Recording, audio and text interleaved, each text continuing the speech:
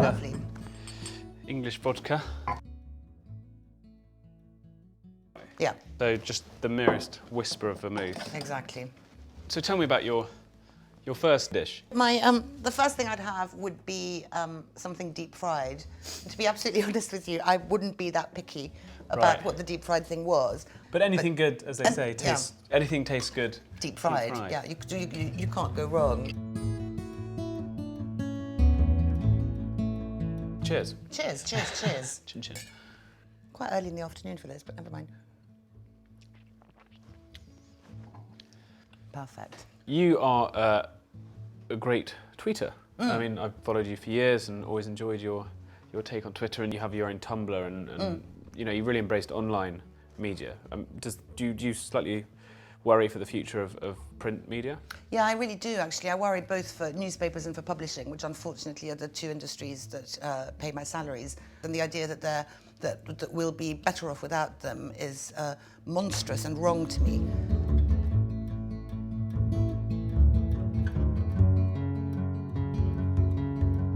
And what about your next dish? I'm not particularly interested in puddings, so my pudding would be a Welsh rabbit. I'm extremely interested in cheese.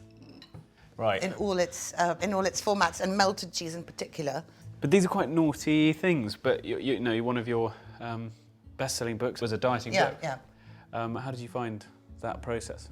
I found the process actually pretty easy because the diet that my co-author and I devised was low carb and high protein, and all the things I like, cheese for example, though toast not so much, tend to be proteins. So you know, nice bits of steak and nice shrimp and nice bits of fish and nice bits of lobster and aioli to dunk them into. Yeah. You know, it's not terribly painful. No. What about your next dish? It's steak tartare. I have a very clear memory of my dad, who was Belgian, introducing me to it.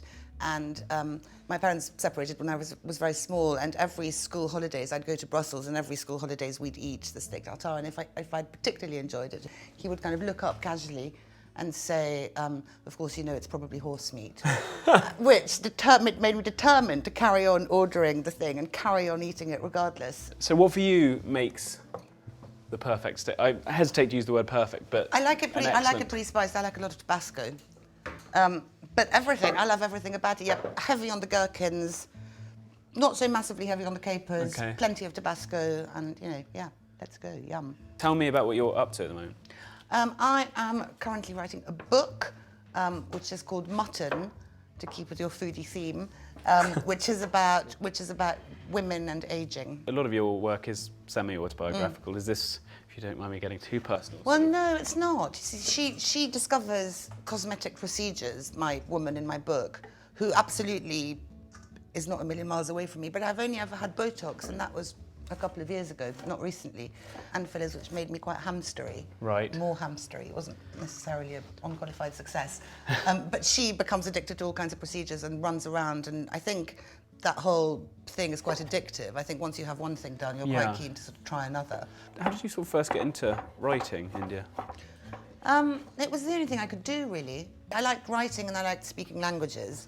Actually, I fancied being a spy at one point because I thought I could put the languages to good use. And on my school careers form, I remember under proposed career putting espionage, and then the school's form person you have the chat with saying, you know, it's really not reasonable, try journalism. But I always wanted to write. I'm not that attached to fact.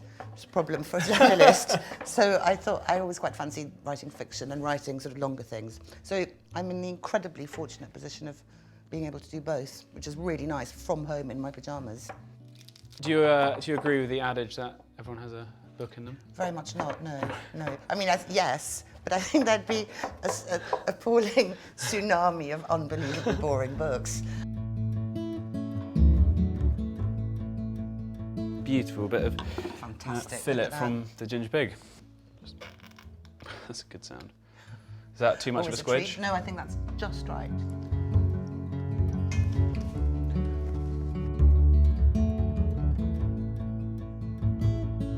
That looks about right. Yeah, that looks perfect. I like how I'm staring longingly at the bowl of beef like a mental person.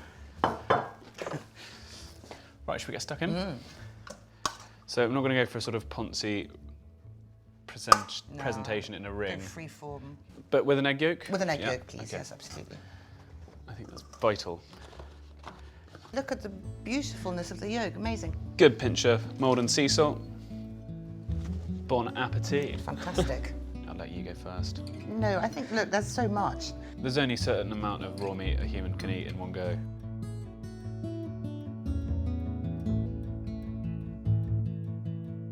Actually, it makes me think there's an infinite amount of raw meat one can eat in one go. Very good.